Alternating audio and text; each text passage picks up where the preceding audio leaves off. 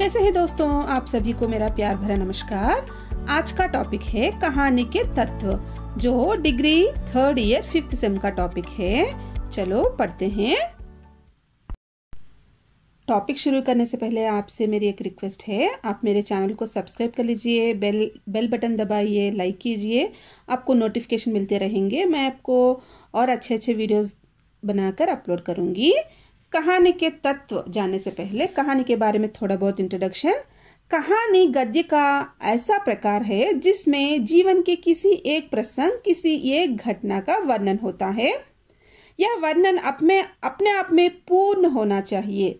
कहानी की परिभाषा देते हुए कहा जा सकता है कि वह ऐसा आख्यान है जो यथार्थ का उद्घाटन करता है, आकार में छोटा होता है, जिसे एक बार में पढ़ा जा सकता है और जो पाठक पर एक समन्वित प्रभाव डालता है।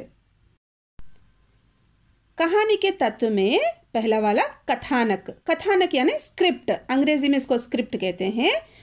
कहानी का कथानक किसी एक प्रसंग या कुछ प्रसंगों पर आधारित होता है।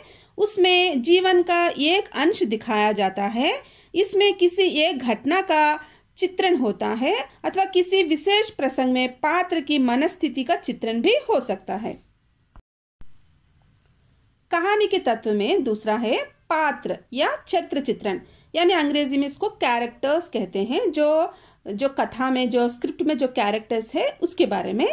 कहानी में पात्रों की संख्या बहुत अधिक नहीं होती। पात्र दो प्रकार के होते हैं, वर्गीय पात्र तथा विशिष्ट पात्र।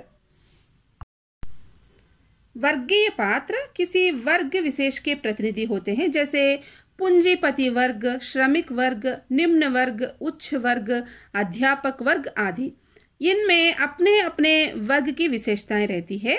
विशिष्ट पात्र में असाधारण या निजी विशेषताएं होती है, जैसे कि प्रेमचंद की कफन कहानी के पात्र वर्गीय चरित्र है, तो प्रसाद की गूंडा कहानी का नायक एक विशिष्ट पात्र है।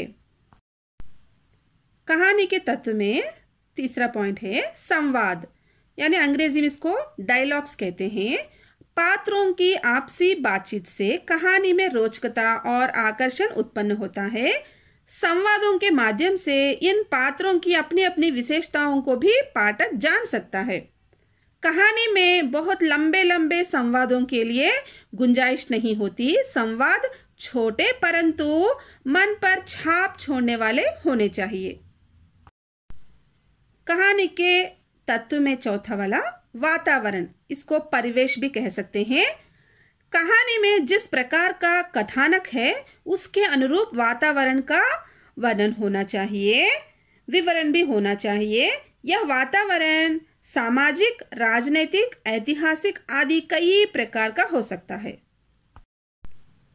कहानी के तत्व में पांचवा वाला भाषा शैली, यानी कि लैंग्वेज स्टाइल। कहानीकार अपनी रुचि, कथानक तथा वातावरण के अनुरूप विभिन्न प्रकार की शैलियों को कहानी में अपनाता है। रचना विधान की दृष्टि से मुख्य रूप है। कहानी में वर्णनात्मक, संवादात्मक, आत्मकथात्मक, पत्र और डायरी आदि शैलियों का प्रयोग होता है।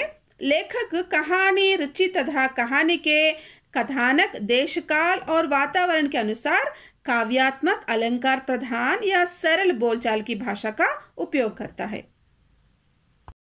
कहानी के तत्व में छठवां पॉइंट है उद्देश्य, यानी कि ऑब्जेक्ट। कहानी और उपन्यास का एक मुख्य उद्देश्य है पाठकों को मनोरंजन करना।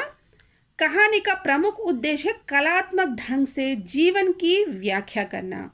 कहानीकार किसी घटना या प्रसंग के चित्रण द्वारा किसी विशेष भाव या विचार का विवरण कर किसी समस्या की ओर पाठक का ध्यान आकर्षित करता है और सामाजिक तथा नैतिक मूल्यों की स्थापना करता है। हर एक कहानी में ये तत्व होते हैं, तभी हम उसको कहानी कहते हैं। धन्यवाद। यहाँ तक ये टॉपिक कंप्लीट होता है। कल फिर मिलेंगे अगले टॉपिक पर। ये आपको पसंद आए तो आप लाइक कीजिए, अपने दोस्तों को शेयर कीजिए ताकि उनको भी एग्जाम के लिए काम आएगा। धन्यवाद।